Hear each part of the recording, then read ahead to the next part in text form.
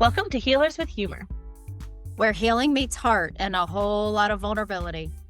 We're your hosts, Candice and Shelly, two healers navigating life, love, and all the messy moments in between. Because we believe that healing isn't just about crystals and meditation. It's about embracing the chaos, learning from the challenges, and finding joy in the journey. Each week, we'll share real stories, insightful conversations, and maybe even a few awkward truths just to help you navigate your own healing path. And guess what? This season, we're bringing in special guests to share their wisdom and inspire even more connection. So grab your favorite cup of coffee or tea, or just settle right in and get ready for laughs, lessons, and a whole lot of light. This is Healers with Humor.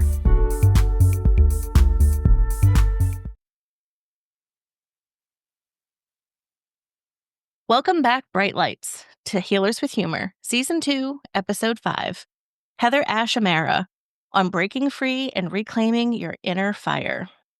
Today's episode we are very excited about. We're going to talk about the candle of the episode first, which is always from our friend Lindsay at Soul Love, and it is the acceptance candle. And the mantra for this is, I love and accept myself for who I am. And that's always something that's interesting for us as females to accept, right? To love and accept ourselves for exactly who we are is kind of a foreign concept sometimes.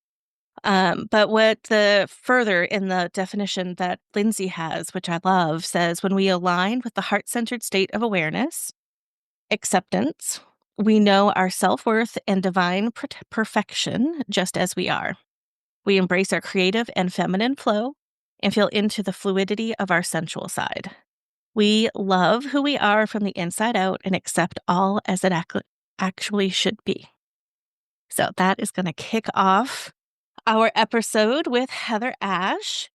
So we, again, beyond excited to welcome HeatherAsh Amara to Healers with Humor. Not only is she a best-selling author, teacher, and mentor, but she also happens to be my cousin. So we are making this conversation extra special. HeatherAsh is the author of 9 books, including the internationally renowned Warrior Goddess Training, The 7 Secrets of Happy and Healthy Relationships, co-authored with Don Miguel Ruiz Jr., and her latest release, Wild, Willing, and Wise. Her work is all about guiding people through transformation, helping them move from self-judgment to discernment, victimhood to authentic vulnerability, and limitation to self-intimacy and strength. She was raised in Southeast Asia and has spent her life immersed in the beauty of human expression and experience, which deeply influences her open-hearted, inclusive approach to teaching and writing. And on a personal note, I had the amazing opportunity to attend one of her Warrior Goddess weekends last January, so a year ago January, and let's just say it was life-changing. So I can't wait to dive more into that conversation, where we'll be exploring what it truly means to step into your power, embrace your inner warrior, and create a life rooted in authenticity and strength. So let's get started. All right. So here's what I love. I read The Warrior Goddess long before I met Candice. Yay! So several years ago, as I started deep diving into spirituality and my healing journey, that was one of the books that I started with. But over the last year, as I've worked to do healthy relationships, I read also the 7 Secrets to Healthy and Happy Relationships. And then after a visit with Candice, I ended up reading Wild, Willing, and Wise. So I think the biggest thing that I noticed is that your work shows so much heart and compassion for helping women, and helping women heal and be more authentic. I love anything that promotes allowing us to be ourselves. So I think the candle of acceptance was perfect for today. And I thought that I'd kind of start us off with a quote from Wild, Willing, and Wise, if that's okay with you guys. Perfect. All right. So whether you feel like you're drowning or flowing in this moment, you are welcome here. You are invited to find your true inner guidance. So many of us are exhausted, frustrated, and stretched thin by trying to be the perfect person, strong, confident, and whole. But this image of perfection is an illusion that keeps us trapped in comparison and power struggles, not enoughness, and toxic criticism. For the times we are in, we must learn how to stay aware, brave, and compassionate about what is going on within ourselves and the world around us. And I just love that. So I'm an underliner. So when I read it, that's what I had underlined. And when I went back to preparing for the episode, I was like, yeah, that's exactly right. What we're trying to do, figure out who we are and really kind of stay on that course. So with that, let's get started on some of the questions. We're excited for you to bring your knowledge and your know-how into our listeners. And I'm going to start with a hard one. So, can you share with us what some of the hardest parts or the hardest part of your healing journey has been? Such a good question. So there's been so many places of challenge and needing to step back and reassess and decide, okay, what do I want to do here? But I'll say been two really hard places where as a spiritual teacher, there's a level of expectation of people wanting us to be perfect and us, like me, also wanting to be perfect, like wanting to be done with things and wanting to be finished with everything. And I had an experience where I was in relationship with someone who was my husband, my teaching partner, my business partner. Like our lives were incredibly enmeshed. And when that relationship started falling apart, I clung. I got really like, no, this cannot happen. And when the relationship ended, I recognized in that moment that I had a big choice to make, that I could either pretend everything was fine and go back to how I was, Mm. or I could not abandon myself and be honest with the level of pain that I was in and the level of suffering I was experiencing and really turn towards my own healing. And so it was this huge fork in the road. And I think so often for women, we're faced with those sorts of choices where we recognize, oh, I can keep playing the role or holding this mask or being who I think I'm supposed to be or who people want me to be. Or I can really look inside and be honest with myself about who am I now and what healing is needed here. How do I stop abandoning myself? And so that was a moment of making a choice. I'm not going to abandon myself. I'm committed to my own healing. It's going to be messy. Mm-hmm. And it was. It was very messy. Yeah, And but of course, it had nothing to do with the husband. It had everything to do with old agreements. Mm-hmm. But I love what you said, right? You started with these were hard places. I love that. And then the stop abandoning and focused on healing of self. Yeah, huge. And it's something we get to choose over and over again. Because that path of abandoning ourselves is often so familiar, we don't even realize we're doing it. Yeah. Took me a really long time to figure that out, HeatherAsh. Yes. Yeah. I It does for was most of us, I think. Yeah. I seriously, I think the first time I really made a decision to choose myself or that I realized I had a choice, I mean, I was definitely in my 40s. Yes. Yeah. Yeah. I had definitely not recognized that I had a lot of choices. I just kind of followed the one path. And then when another path opened up, it was scary, right? You're used to the self-abandoning. Exactly. And it feels familiar and there's a level of safety that it Mhm. brings because the illusion is, well, then I'll make everybody else will be happy because Mhm. that's why I'm abandoning myself is to make others happy or to make sure they like me or to make sure Mhm. they're comfortable and safe. Yeah. Yeah, exactly. Yeah, and I think that one of the other big challenges was more recent, and these are just ones that stand out that I think all of us face at some point in our lives. I steward 180 acres of land in northern New Mexico, and 2 years ago, almost 3 years ago now, we had a wildfire come through, and I was teaching at the time that everybody was evacuated, and literally, I'm on the phone with my best friend, and she's like, "What do I grab?" And I'm like, "I don't know, just get what you think is important." Mm. And I was like, "And now go back and teach. Like, you're here to teach, give your gift. You can't control what's happening at home." Mm.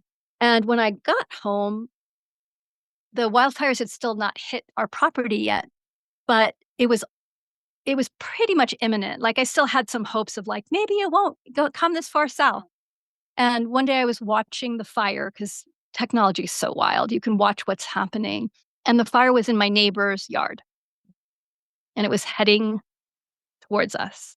And I just started weeping. And my first instinct was like, I just need to get there. I need to drive there right now and be on the land and see what I can do. And then it was like, no, sweetheart, it's done. There's nothing you can do. Mhm. What's needed here? And that was a moment of just such a like leaning into pausing, taking a breath, feeling my grief and my sorrow, and opening my heart really, really wide to say, what do I do? And that was I just opened my heart and I was like, what do I do? I don't know what to do here. And what I heard from the land was sing to the trees, be with us. And so I spent the next, I don't know, 20 minutes just crying and singing to the trees and saying, I am so sorry. I love you so much. And knowing that we were losing the forest and all the animals, it was so devastating. And yet, because of my spiritual practice, I was able to keep my heart open Mhm. with the grief and the love simultaneously. Wow. And we all have those moments of huge grief Mhm. and loss. And to learn how to stretch our hearts wider, that we can hold all of it. Yeah. Yeah, that's the That's goal, right? definitely right. As Candice has a program that's about opening up the heart, right? Mhm. So many times we really close that off because we are avoiding, to your point, right? Grief and sadness. But I absolutely love that you're singing with the trees because I'm a huge talk to my plants. And I took a couple shaman classes a couple years ago, and it blew my mind that I could sit there and have an interaction with a tree and with plants, and it changes your perspective entirely.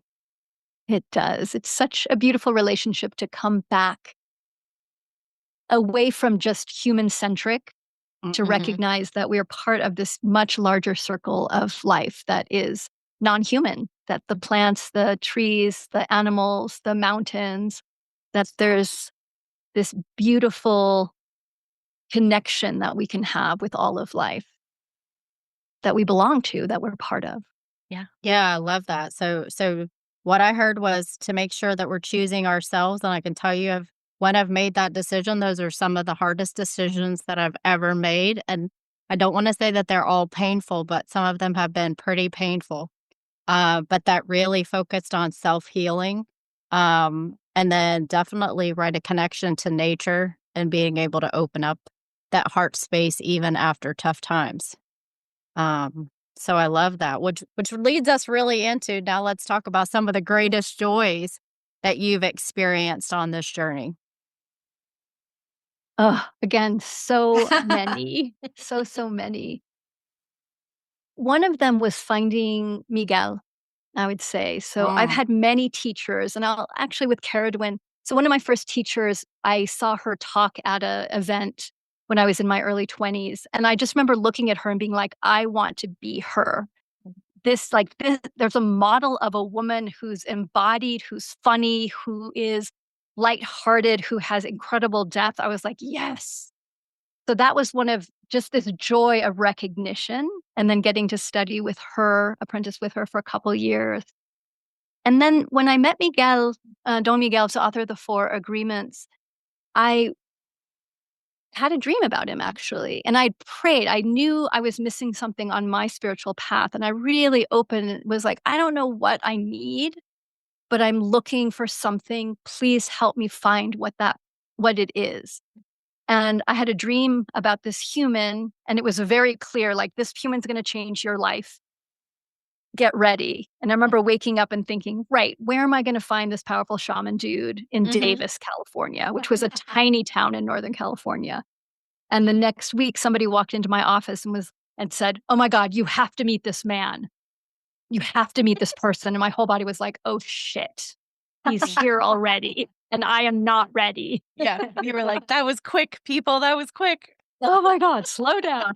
It took me a year, but in that year of prepping, when I finally met Miguel, when I felt ready and I walked into the room where he was teaching, there were about 100 people in this room, and I felt the community and I saw him. And even before I saw him, I was just like, these are my people. This is what I've been looking for. That sense of alignment and resonance and excitement. And so I think for all of us, when we learn to tune in, there's this incredible joy when we're like, yes, I'm on my path. Yes, I can make this choice. I know this is right for me. This might be scary. This might be a big jump, but that's been some of the biggest joys.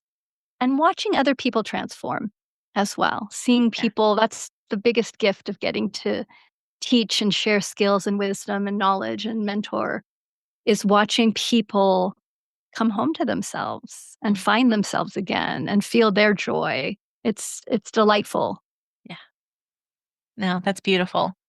And as I think probably all of us have had multiple different spiritual awakenings or healing journeys, when you think about any of them, your first one, your most recent one, whichever, um, how did you know you were on that healing journey, or how did that awakening begin?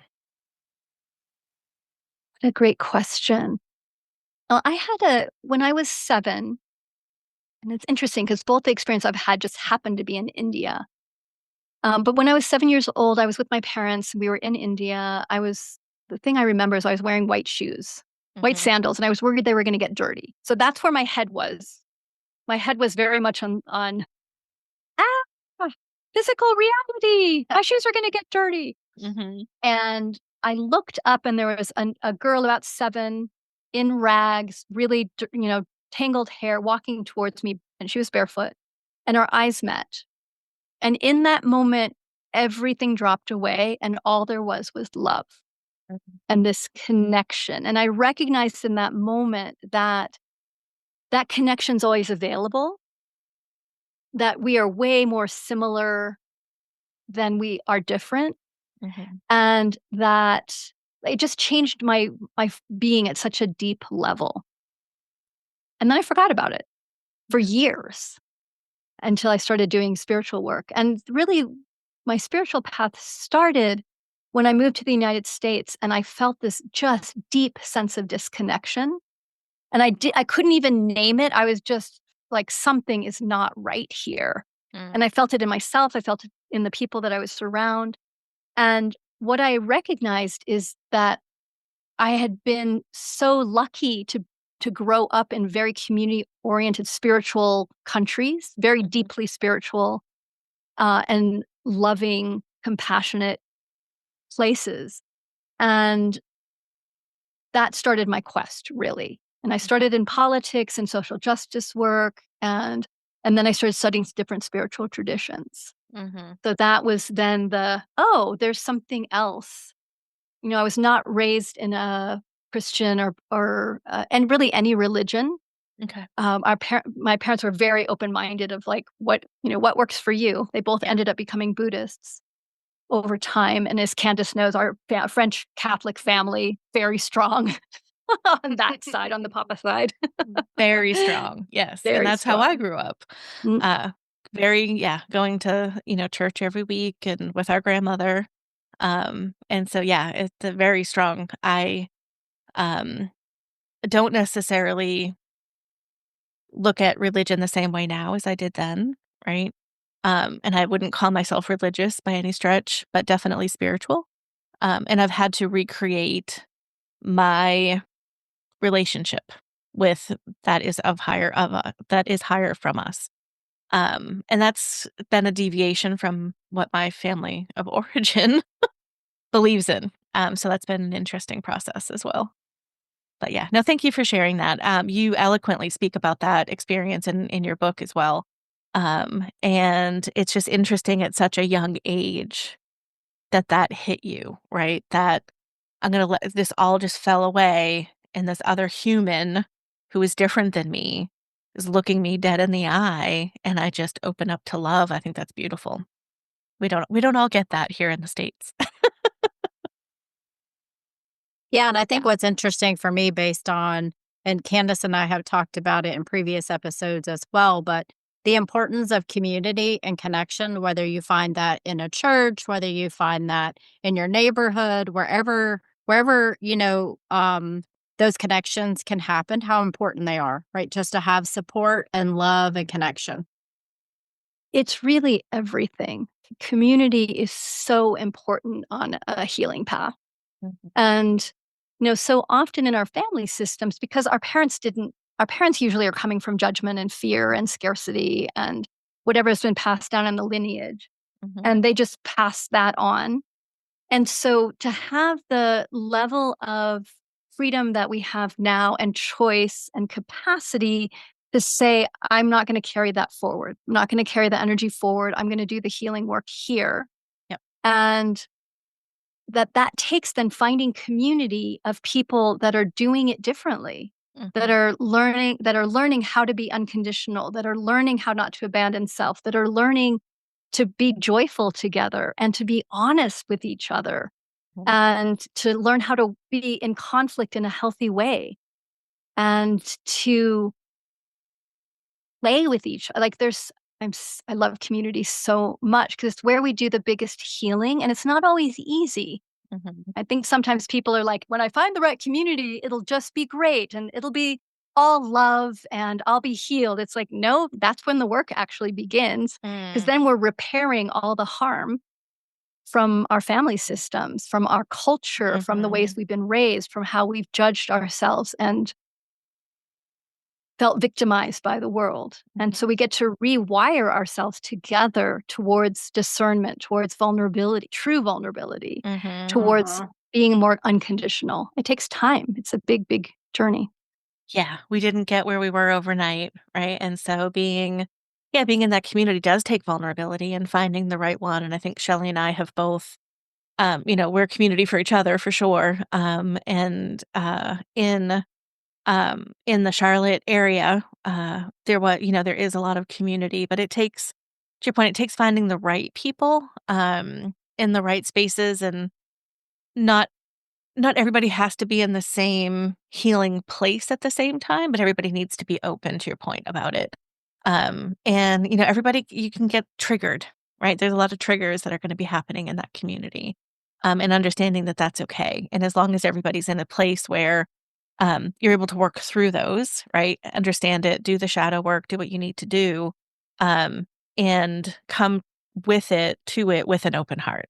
I think is the big thing. So I think one of the things you just talked about is community, right? Is one of the things that would help others on their own journey, finding that community. What are some of the other um, pieces along the way that you have found helpful in your journey or helpful for others on their journey? Really making a commitment to ourselves Mm. and knowing that that commitment is going to be a lifetime journey of recommitting over and over again Mhm, and making mistakes and falling back asleep again and abandoning ourselves and that it's not about never abandoning ourselves again. It's about I'm committing to be with myself on this healing journey as mhm, long as it takes, as messy as it is. And that's connected to learning how not to use things against ourselves. mm. Yeah, that's So part huge. of that commitment is I will use everything in my life that arises to become more loving, compassionate, present, grounded, rather than I'm going to use anything to punish myself, to compare myself, to make myself wrong. Mhm, And just that shift is so foundational and life rearranging mhm, because we're often trained to use anything against ourselves mhm. without even Very realizing that we're true. doing it. Yeah. I just did a big amount of work on myself this last week, over the weekend around comparison. So that's a big part of my journey. And again, it's something that we're taught, right? It's in our school systems, it's in our corporate systems, it's in our family systems, where we compare ourselves to everyone and everything, our media, right? And so, yeah, there's a lot of healing to do there. It's generational, right? But it's also just part of how we live our everyday lives. And so for me, to be able to go out into the world, even to the grocery store, wherever, and not compare myself to every single person I see is like a miracle. Huge. Yeah. So it's always a win when I come back and I was like, "Hmm, I don't think I compared myself today. That was a good one."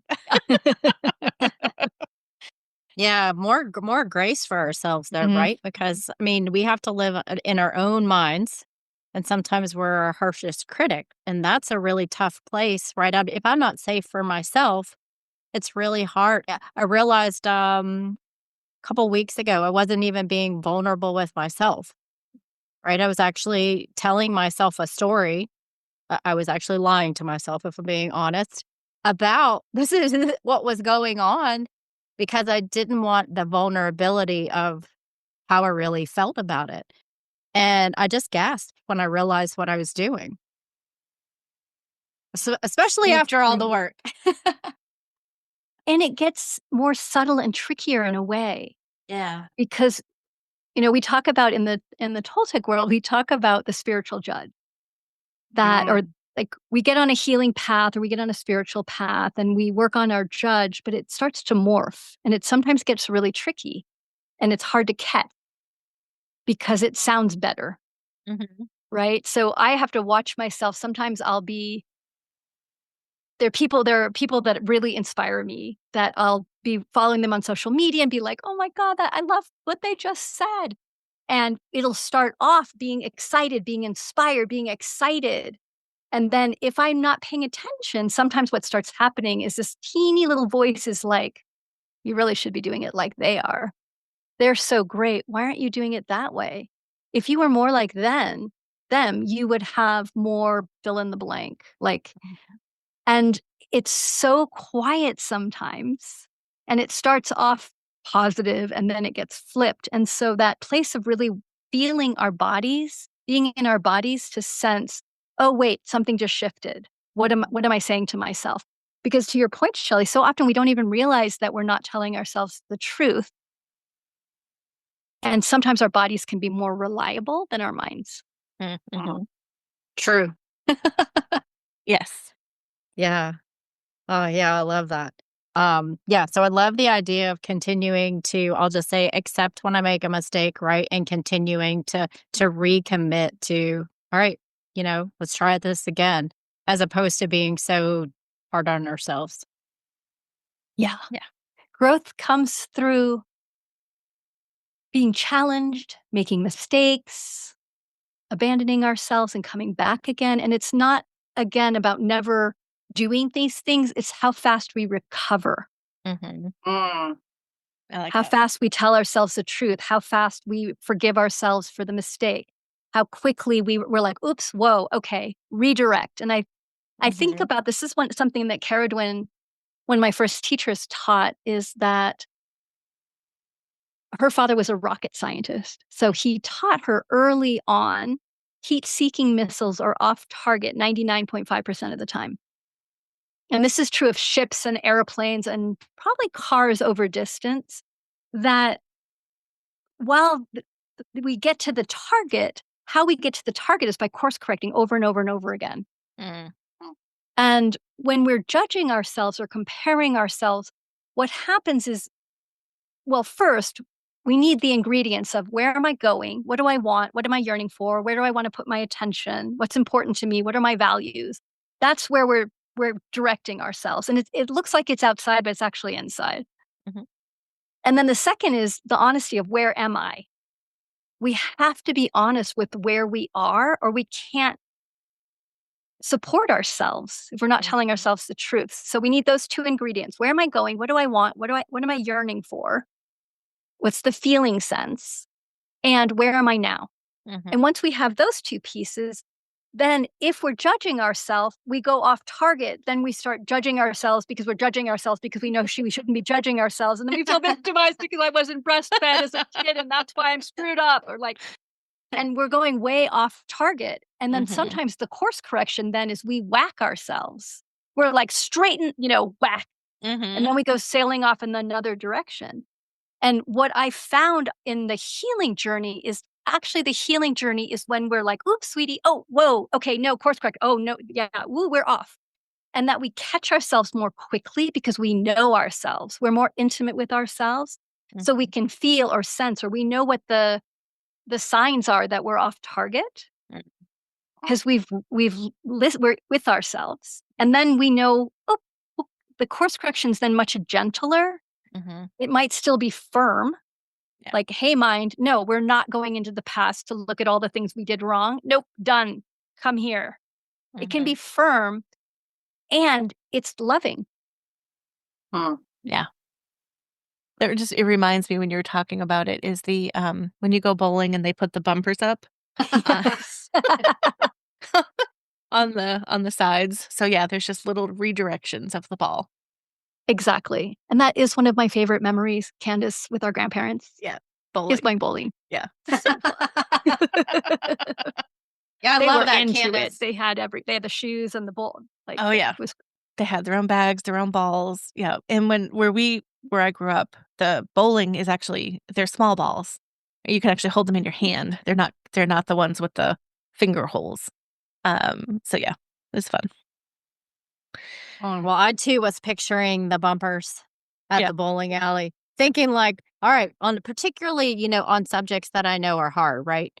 I know that I struggle with boundaries. So, when in situations where boundaries are important, right? Almost thinking about it like putting up my bumpers to say, hey, remember this is something that you've worked on, using what I've worked on to set boundaries, because that's a very uncomfortable subject for me. I think all of us. Right. Yeah, absolutely. And that's such a good reminder for all of us that part of a healing journey is getting the support we need, not thinking, oh, I have to figure this out by myself. And I think women fall into that sometimes where we feel like, one, the place where I feel broken or not enough is just about me. And as we start doing healing work and hopefully start talking to other women, we realize, oh, all of us are comparing ourselves and are feeling like frauds and are sabotaging ourselves. Like so often when women just start talking to each other, they're like, oh shit, okay, this is not just me. And that's why I love doing like having women come together, just talking to each other, a shift happens. And we have to let go of I have to do this. If I'm a powerful woman, I must figure this out on my own. But to really part of the bumper is, okay, I need help with this. Where do I get the support and guidance? What do I take a class? Do I have a friend that can help me? Do I partner up with somebody that is working on the same thing?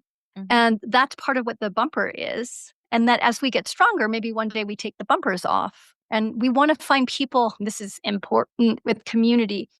We want to find communities that are not saying, basically, we will be your bumpers forever. We'll always, you're going to need us forever. Yeah. But that are saying, let's help you get strong enough so you don't need us. That's what we're really looking for in coaches and therapists and community. Yeah. Otherwise, you're creating codependency, right? Exactly. Exactly. Yeah. Yeah. We already have a healthy dose of that. So you've led me into exactly where I was going to go next. So in talking about the environment of the retreat and the impact on healing, can you share with us why that works so well? I mean, you started to talk about the conversations that women have. What is it that makes that environment so powerful? Several things. One is somebody that's made a commitment to go on a retreat that is a retreat for healing, that's around increasing awareness, that's focused on themselves. Right there is an act of power. You have to carve time out. You have to say, I'm doing this for myself. And then there's the energy of getting yourself there. That is big. And then you're removed from your regular environment. You're not in relationship with the partner, the kids, the dog, the job. You've removed yourself from your normal day-to-day life and the familiarity of who you are, the roles that you have, and suddenly you're outside of that, which allows us to then look at ourselves through new eyes and check in with, who am I now? So we really need those getting out of our lives, removing ourselves and putting ourselves in unfamiliar situations with people we don't know, because they start reflecting and we start seeing, oh, wow, this is who I am now. And the third thing is, I always strive in the retreats, both the workshops in the states that I do, and then the journeys I take to different countries, take people on to different countries, to create a really safe, brave space.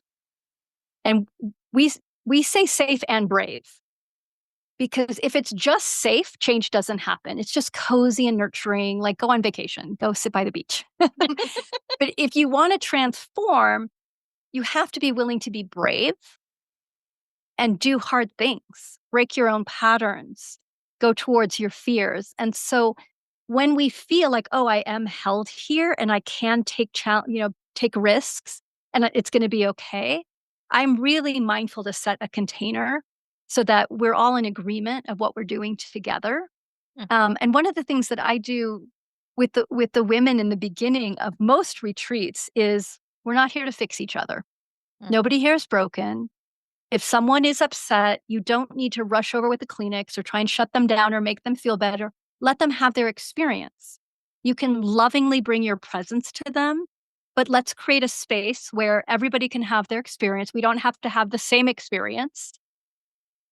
Different things are going to come up. Some people are going to be in incredible joy. Some people are going to be in grief or in loss or in sorrow, whatever.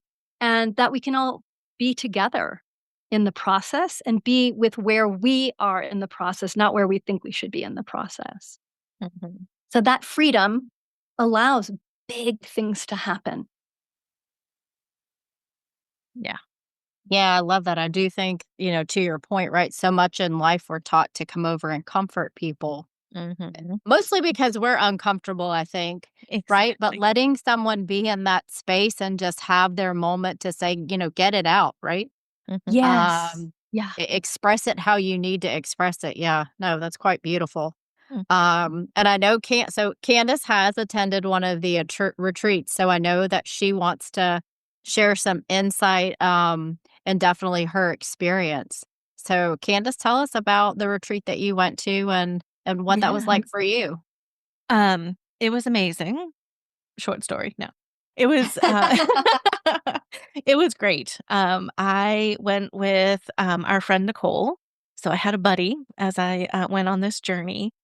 And I had not done any type of group retreat before. So this was my first women's retreat. It was my first group thing as part of my own spiritual journey and healing journey. I had very much been in hermit phase and just been in community in smaller spaces. So I think the event for me specifically was probably somewhere between 50 and 70 women. I'm guessing that's pretty average. So I was super excited to go. Um, but my inner child literally was freaking out until the minute I got on the plane. And Shelly can attest to this because we spent hours together. I'm like, I don't think I can go. I don't think I'm supposed to be there. She's like, no, you are definitely supposed to be there, but little Candace is We're having some trouble. we're So gonna get you ready to go. that's right. That's right. I kept coming up with excuses, and she's like, "No, no, we're gonna we're gonna work on that." So, that was really kind of the beginning. My body started preparing itself a while before we actually went. So I think it was, the fall when I signed up, and it wasn't until January. Um, and as part of the weekend, it's known that you're gonna do a fire walk. And I thought, "How am I gonna do a fire walk? I'm doing a fire walk." Yes. How am I gonna do this? I don't know, but we're doing this. And then we get into session on that Friday night, and Heather Ash is like, "Don't say that you're gonna do the fire walk because you just never know if you're actually gonna do it or not." She's like, "I've done hundreds of them, thousands of them, and I still don't know if I'm gonna walk tonight." And I thought, "Well, if Heather Ash isn't gonna walk tonight, how do I know if I'm gonna walk tonight?" Okay, so that, like, blew my mind open.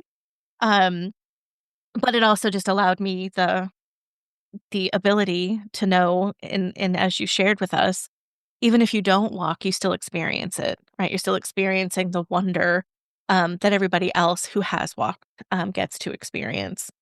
And so that was one of the big pieces for me, is I knew in my soul that I was going to walk on this fire. Didn't know how it was gonna work. And it's not, for those listening at home, this is not something you wanna just do in your backyard, right? This is not something that you just, at a whim, throw some embers and start walking. There's a huge ceremonial piece to it.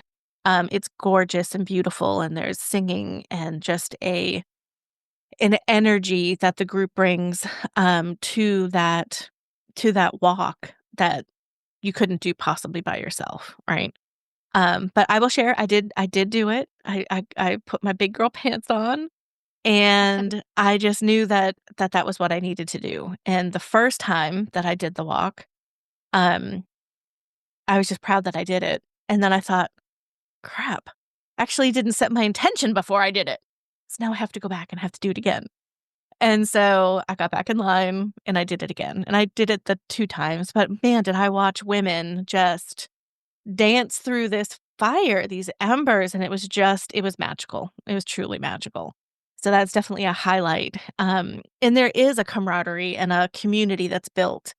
Even if you don't get to know 70 people over a weekend, right? But you sit in different tables and you get to meet, right, folks over time. And so the next morning, when you come back after this magical experience and everybody's talking about, "Oh, did you walk? Did you walk? Did you get burned? No, no, I didn't get burned." And they had some of the embers, for us to take home as souvenirs, which was very cool. Um, then there was this closing ceremony, and I won't give away all the details because it is magical and very, ceremonial and beautiful, and everybody should experience it for themselves. But what I will say is that little Candice was more excited than she could possibly be, at the end of that ceremony. Um, and it's just, yeah, it was really beautiful. Um, there was one part of the weekend, I think it was Saturday night before we did the fire walk. We had an exercise that we were doing, and Heather Ash is like, "Okay, now we're gonna rewrite our stories." And I was like, "Rewrite my story? Why am I gonna do that?" And so she beautifully explained it, and I wasn't ready. So Nicole and I went back to the room, and she and I were chatting, and I just really wasn't ready to rewrite my story. I had just made some really big decisions about my life, and where I was going with my life, and I was pretty still embedded in the story. But I had done some personal development work over the fall, and as part of that, one of the archetypes that I was working with, I was doing some Carolyn Miss work, um, was to rewrite my story, and I was ready. And so I went back to my notes and to the experience, right? I opened up my Warrior Goddess notebook and my notes, and reread what Heather had shared with us, and at that point I was ready. So there's always, no matter where you are in your journey, no matter what you're ready for or not ready for, there's gonna be just beautiful pieces that come from attending this workshop, this particular one, and all of the ones that Heather's done. I haven't had the opportunity to do all of them, but I will at some point. But yeah, it was a beautiful community, and I really, because 'cause I'm a crier, I did appreciate you don't have to run over with a tissue, and you don't have to, right? Yes, you can hand a tissue, and that's great, but yeah, sometimes you just need to let it out, and that's okay. So yeah, it was a very safe but honest and brave, experience. So thank you. You're so welcome. Such a joy to get to share. Yes. Um, so let's see. Whew, that took a lot. Sharing all Mhm. that sharing all that Yeah, in I really appreciate you sharing that because I know that's a vulnerable story. I know it can be really challenging for us to say when we're scared or hesitant, or I don't want to put words in your mouth, but whatever that was, kind of had you going back and forth. And so, Mhm. so thank you for sharing that because I know that, as two people who have really supported each other along this, right? Yeah. Being comfortable sharing, um, I don't know how to do this, Mhm. or I don't want to do this alone, or I need help, which I even learned last week I'm still not great at asking for. I'm just gonna knock you Um, over the head every time it happens. right? Gently. That that's that's a hard part, right? That's our own things from our own experiences, and that can make it Mhm. more challenging. So thank you. Yeah. No, thank you. I appreciate it. Heather, what else? What other amazing, beautiful things do you wanna share with our listeners? This season is really more about diving deeper, into the healing journey and what knowledge, you can bring forward for our beautiful bright lights. You modeled it so beautifully, Candice, that place of and Shelley, you as well, of the willingness to be vulnerable and also to understand that going deeper on a healing journey is about facing our discomfort, Mhm. facing the places we've been running from ourselves or we've been avoiding emotions or stories that are hurting or trauma, and getting the support and the courage to learn how to stop and turn around, and that we don't have to do it by ourselves. In Yeah. fact, I don't recommend it. But finding one or more people that are on a similar journey that can cheerlead Mhm. and can say, "Yes, it's scary. Keep going. It's okay." And that really part of what we're shifting as we go deeper is it's not like I think sometimes people on a healing journey, I used to be this way. I'm like, when I just get through this piece, then I'll be happy or I'll be successful or I'll be fill in the blank. Yeah. And I just I've stopped saying all of that. I'm like, let's see what comes up next. Mhm. That when we're with ourselves, we stop trying to get to the end Yeah. and we stay with ourselves, whatever comes up. And there's a level where we get familiar with some of the challenges or we move through some of the obstacles or some of the scary things, and then we get up leveled and things that weren't scary, we're like, that was easy, and we don't even think about it any longer. Mhm. And there's new things that we get to then navigate. Yeah. And what I've seen is that as we go deeper on the journey, what happens is that we start getting more and more compassionate with ourselves and others. We Mhm. get less judgmental. We feel more of a sense of belonging to ourselves and to the world. Yeah. And there's this just sweet love that starts to deepen inside of ourselves. Acceptance. I love that the candle was Yeah. acceptance. Yeah. There's more acceptance, and we don't not necessarily see it right away. And so that's something that I always remind people is it's a journey. Stay steady Mhm. because it'll look like nothing's happening. And then one day you'll react completely differently than you've ever reacted. You'll be like, how did I not like, whoa, I just Yeah. got soft and like held my boundary and didn't feel any fear around it. Like, whoa, how did that happen? Mhm. And it's because we're doing the work Yeah. and it takes the time it takes. So persistence, Mhm. patience, creativity in the face of obstacles, Mhm. Yeah. finding the right support systems. Yeah. Yeah. No, that's all, definitely a lot of Shelley and I talk about that a lot, finding those safe spaces and, just coming back to ourselves and finding that joy. that playful. You're really good at bringing that playful and creative piece to it. And I just didn't grow up with a real creative, part of me. And I think, Shelly probably a little bit similar.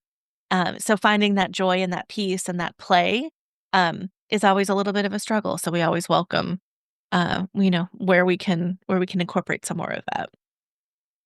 So I know that you have lots of upcoming events and retreats and all kinds of fun stuff. So what is it that you want to share so others can find you, whether it's retreats or events or your books? All the list of upcoming events, both online and live, are at warriorgoddess.com. And there's lots of resources there as well. We have a new quiz that we created about the strategies to find out which strategy you are and how Fun. to untangle, controller, pleaser, isolator, distractor. It's great. Yay. I'm laughing because I'm probably the controller. Yeah, like, Shelly hello, already that's knows. me. So that quiz is fun to take and then get some support on here's what to do if you're a controller. And there's also blogs and podcasts. So lots of different things are on that website. And then I also have a separate writing area, we can say, Substacks, called Out of the Fire. And I started it after the wildfire about my process of navigating losing 175 acres of forest out of our 180 acres. And so it's an ongoing, like, I just wrote a whole series on self-care, which I really love. It's very good and fun. And we'll talk more about the restoration process that we're doing. So that comes out weekly, and that's at heatherash.substack.com. So that's another great place to go get more info and insight. Awesome. And we'll definitely link all of that in the show notes. We'll put all the goody information. One of the things that I remember you sharing after the wildfires, and I may be wrong, but I feel like was there one tree that was Yeah. saved? Can you share as Oh we my end? gosh. I think this is a beautiful story. If you can share that piece. So we were blessed because the firefighters were able to save the forest around, like a couple acres around our community kitchen and our main center. And when I went right after the wildfire, I mean, a friend showed up and they went and walked it first, and they came back and he's like, I'm just going to give it to you straight. There's 1% left, and he's crying and I'm crying. And the next morning I woke up early and went by myself. I'm like, I just need to be on the land by myself and see. And so I'm walking through just desolate. And I'm praying, like, please let the grandma tree be okay. Please let her be okay. So this is a 400 to 500-year-old Douglas fir that was at the far southwest corner of the property. It's complete devastation. Like, it's leveled. It's still like the ground is black. The trees are black. It's still ashy. There's still places that are smoking. I mean, ugh. And I come around the corner and there she is. She survived the fire. Wow. So we have this grandmama tree who is giving seeds and shelter and helping us restore the land, because we'll take the mycelium from around her roots and bring it to the areas that were the most devastated to help renew the soil again. So that's amazing. Oh, that's beautiful, but also heartbreaking. Yeah. Yeah, and there's some fundraising for the land as well. We'll enter that information into the notes as well. Thank you. Yes, we're doing you're some really welcome. beautiful restoration work of really creative, making these big circles so that we can plant wildflowers and trees and create a self-watering system to start to bring the soil back. So there's lots of fun experiments happening now of really listening to the land. Nice. And people can be involved, so Yes, you can be absolutely. part of the restoration. Yeah, that's beautiful. Well, thank you so much for joining us today. We appreciate the conversation. We appreciate you joining us and all of your wisdom. And we look forward to another conversation at some point. Beautiful. Thank you so much, Candice and Shelly, for the work that you do and for your beautiful hearts. Thank you. Oh, thanks. Thanks for joining us on this episode of Healers with Humor. We hope that you found some laughs, a little light, and maybe even a few aha moments along the way today. Remember, healing's a journey, not a destination, and you don't have to go it alone. If today's episode resonated with you, please share it with a friend who could use a little healing and humor in their life. And don't forget to like, subscribe, leave us a review, and follow us on YouTube and any social media to stay connected with us. Because we're definitely going to be sharing more wisdom, more laughs, and probably a little more oversharing next time. Oh, you know it. Until then, take care of yourself, embrace the journey, and don't forget to laugh a little along the way. All right, so see you next time on Healers with Humor.